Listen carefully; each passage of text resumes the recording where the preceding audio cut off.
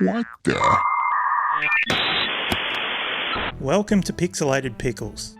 It's a Swollen Pickles side project. So you've started a YouTube channel and things are going okay, but you decide you want to start a second channel under the same account. Is that even possible? Yep. Okay, but why though? So why would anyone want to start a second channel? Take me as an example. Backstory. I started my main channel all the way back in 2007. I posted my first video in 2008. It had real school assignment energy. Winky face. The channel then lay dormant for years. Then 2020 happened. Frustrated with Australian politics, I started publishing videos on what I was seeing or not seeing covered by the bulk of the Australian media. Going back 10 years, I'd never have expected to be posting videos analysing Australian politics on a channel named after one of my favourite effects pedals. But here we are.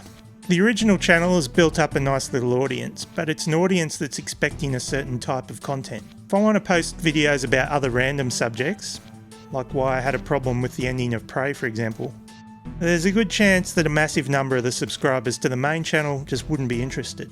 For me, that's one of the two big reasons for starting a second channel.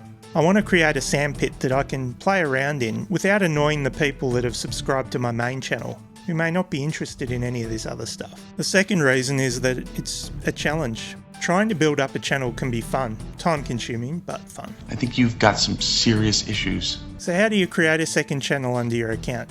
It's pretty simple. You just click on your account icon in the top right of the screen, click on settings, then click on add or manage your channels. Then click on create a channel. Enter your new channel name and off you go. Simple! So that's it. That's my first new awkward channel video. See you next time. Y'all come back and see us down here.